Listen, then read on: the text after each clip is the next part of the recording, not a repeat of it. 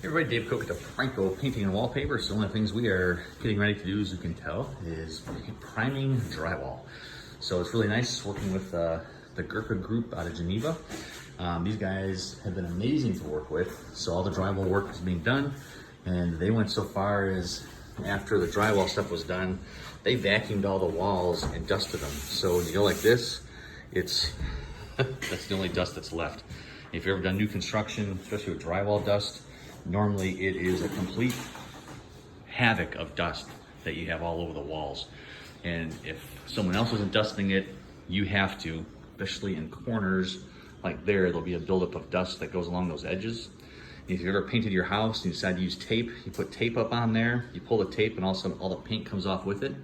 If you ever take your finger and go like this where the tape was, your finger will be whiter than snow from all the dust that never got removed from the wall, so it has nothing to adhere to. So the product that we are using today is Mark's name, flip it for me. Coronado Interior Primer.